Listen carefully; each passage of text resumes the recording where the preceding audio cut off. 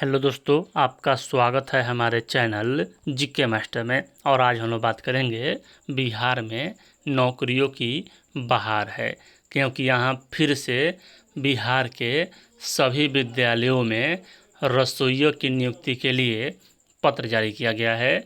और इसके लिए योग्यता क्या है, उम्र सीमा क्या है और यहाँ कितना वेतन मिलेगा, सभी से संबंधित अपडेट आ चुका है।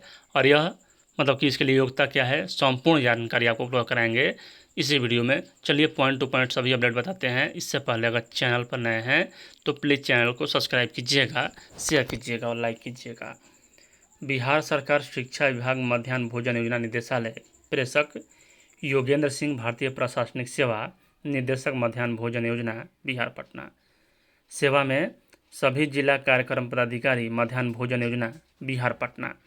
आगे कहा जा रहा है कि दिनांक 23/9 को यह नोटिस जारी किया गया है। और देख लीजिए यहाँ विषय, रसोइया सह सहायक चयन के समय ही चयनित होने वाले रसोइया सह सहायक से उनके स्वास्थ्यता से संबंधित चिकित्सा प्रमाण पत्र प्राप्त करने के संबंध में महाशय उपयुक्त विषय के संबंध में सूचित करना है कि निदेशालय पत्रांक संख्या 12/8/2024 द्वारा मध्याह्न भोजन योजना अंतर्गत रसोइया सह सहायक से संबंधित निर्गत अनुदेश की कंडिका 3 में आदेश है कि कोई भी स्वस्थ स्त्री अथवा पुरुष रसोइया सह सहायक के रूप में कार्य कर पर लगाए जाने के लिए योग्य माना जाएगा। यानी कि यहाँ स्वस्थ स्त्री या पुरुष कोई भी होना चाहिए, उससे कोई दिक्कत नहीं, लेकिन स्वस्थ होना चाहिए।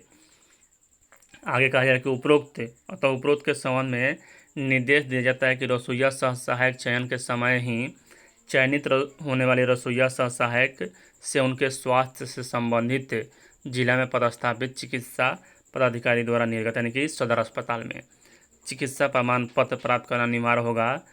उपरोक्त आदेश का अक्षरतः अनुपालन करना सुनिश्चित करेंगे, सभी के बारे में कहा जा रहा है मध्याह्न भोजन योजना। अब चलिए हम योग्यता के बारे में बात कर लें। आगे यहाँ दिया हुआ है कि वैकेंसी कितना है। बिहार सरकार शिक्षा विभाग मध्याह्न भोजन योजना समिति प्रेषक निदेशक मध्याह्न भोजन योजना, और सेवा में सभी मतलब कि मध्याह्न भोजन योजना मध्याह्न भोजन योजना अंतर्गत रसोइया सह सहायक से संबंधित अनुदेश। इससे पहले भी पत्रांक जारी किया गया था। महाशय उपयुक्त विषय के संबंध में कहना है कि मध्याह्न भोजन योजना अंतर्गत रसोइया सह सहायक की संख्या का निर्धारण उनको कार्य पर रखना तथा हटाया जाना आदि से संबंधित एक समेकित अनुदेश की आवश्यकता महसूस की जा रही थी। रसोइया सह सहायक से संबंधित समेकित निर्देश निम्न प्रकार है।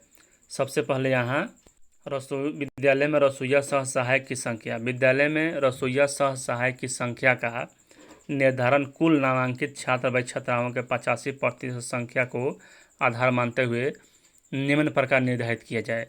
सबसे पहले यहाँ क्या है कि 1 से 25 अगर नामांकित 85% छात्र व छात्राओं को आधार मानते हुए अगर 1 से 25 अभ्यर्थी हैं तो रसोइया सह सहायक की संख्या 1 होगा। 26 से 100 है तो 2 होगा रसोइयों की संख्या। 101 से 200 है तो 3 होगा। 201 से 300 बच्चे हैं तो 4 होगा। और 301 से 400 बच्चे हैं तो 5 होगा।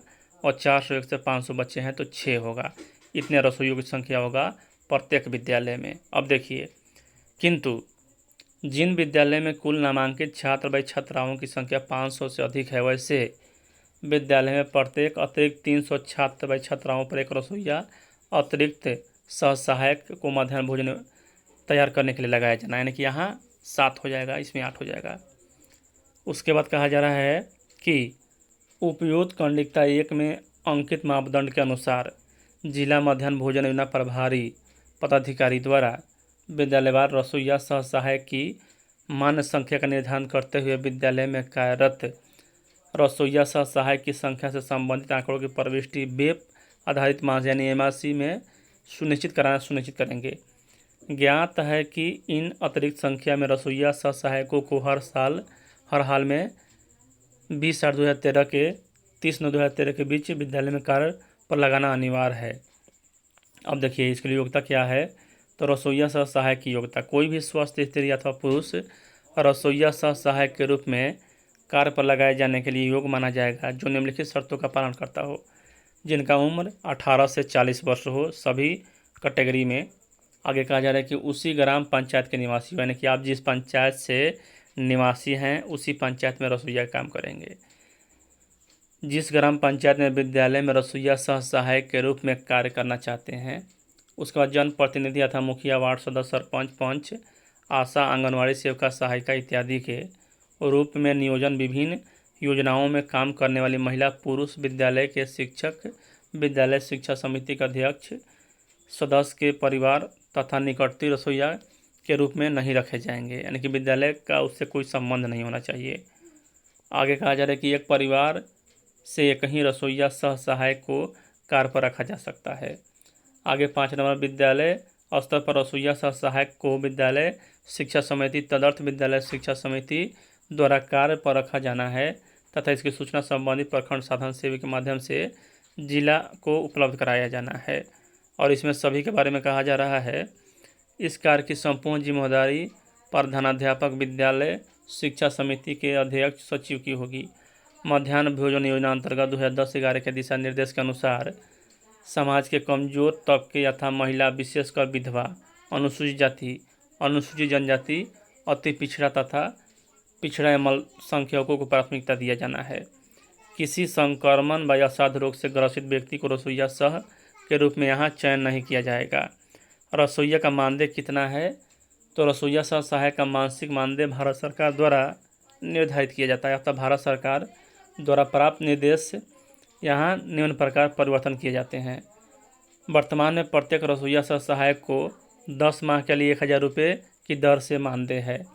सभी रसोइया सह सहायक को नियमित रूप से मतलब प्रत्येक माह के 7 तारीख को यहाँ वेतन मिल जाता है। चूँकि रसोइया सह सहायक को 10 माह के लिए ही वेतन दे है, मार्च तथा जून में रसोइया को कोई भुगतान नहीं किया जाएगा और इन महीनों में अवकाश की अवधि अधिक रहती है। यदि रसोइया द्वारा किसी माह में पूर्ण रूप से कार्य नहीं किया जाता है तो पारिश्रमिक देय नहीं होगा। और यहाँ संसाधन के अभाव में आकस्मिक अवकाश के रूप में यदि किसी माह में विद्यालय भोजन बंद है तो रसोइया को भुगतान नहीं किया जाएगा। अगर कोई रसोइया सहायक 3 दिनों से अधिक अनुपस्थित रहती है तो वेतन कटौती किया जाएगा। गैर सरकारी संस्था तथा विद्यालय के बीच रसोइया का यहाँ कहा जाना है 1000 रुपये, अब यहाँ 36,000 रुपये कर दिया गया है। आगे यहाँ कहा जा रहा है कि रसोइया का कार्यमुक्त करना, यह सब है।